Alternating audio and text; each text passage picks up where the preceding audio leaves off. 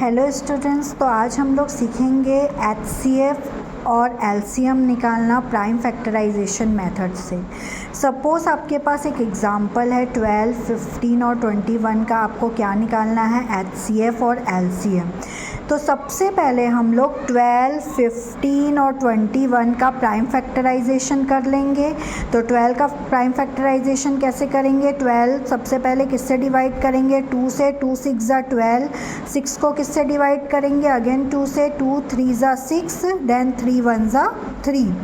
15 का prime factorisation करेंगे। 15 किससे डिवाइड होगा? प्राइम नंबर 3 से।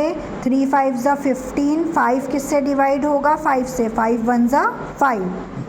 21 को डिवाइड करेंगे। 21 कौन से प्राइम नंबर से डिवाइड होगा? 21 डिवाइड होगा 3 से। 3 7 ज़ा 21, 7 1 ज़ा 7। उसके बाद हम लोग क्या करेंगे? इस 12 के पूरे प्राइम फैक्टर को मल्टीप्लिकेशन के फॉर्म में लिख लेंगे। 2 इंटू 2 इंटू 3। 15 का कैसे लिखेंगे? 3 इंटू 5। तो मैंने 3 को 3 के नीचे लिख लिया इंटू 5। 21 का कैसे लिखेंगे? 3 इंटू 7। अब आपको एचसीएफ निकालना है। तो एचसीएफ के लिए क्या देखते हैं हम लोग? 12, 15 और 21 में ऐसा कौन सा नंबर है जो तीनों में है, तीनों में कॉमन है, वो उसका एचसीएफ होगा। तो 3 तीनों में है, तो इसका एचसीएफ क्या होगा? 3।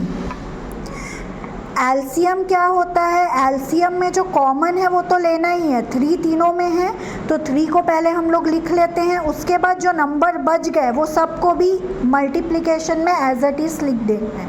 तो क्या क्या बच गया यहाँ पर? 2, तो इंटू 2 लिखेंगे। फिर ये 2, तो इंटू 2। ये 5 बच गया है, तो 5 इंटू क्या लिखेंगे?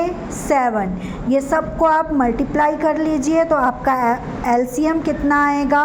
420। सपोज़ अगर आपका प्राइम फैक्टराइजेशन कुछ ऐसा आता, प्राइम फैक्टर्स ऐसे आते आपके 2 into 2 into 3 into 3, 2 into 3 into 5, 2 into 3 into 5, तब आप कैसे एचसीएफ निकालते? एचसीएफ के लिए क्या देखना है आपको? तीनों में कॉमन नंबर्स देखने हैं। तो तीनों में कॉमन क्या है? 2 है। तीनों में कॉमन नंबर 3 भी है, 3 भी आया है तीनों में, तो 3 को भी ले लिया। अब देखो तीनों में कॉमन कुछ नहीं है। 5 ये दोनों में आया है, 3 सिंगल है, 2 भी सिंगल है। तो एचसीएफ कितना हो जाएगा? 2 भी आया है और 3 भी आया है, तो इसको मल्टीप्लाई में लिखना है। 2 इंटू 3 कितना आ जाएगा आपके पास? 6। एलसीएम कैसे निकालेंगे? जो आपका कॉमन है, जो तीनों में है, उसको तो लेना ही है। 2 इंटू 3 पहले ले लिया ये दोनों को। अब जो बचे हुए नंबर है उसको लिख लीजिए। 2 को लिखेंगे, फिर इस 3 को लिखेंगे, फिर इस 5 को लिखेंगे, फिर ये 5 को लिखेंगे। ये सबको जब आप मल्टीप्लाई करोगे तो आपका क्या निकल जाएगा? एलसीएम। होप आप लोगों को ये क्लियर हुआ होगा एचसीएफ और एलसीएम का कॉन्सेप्ट।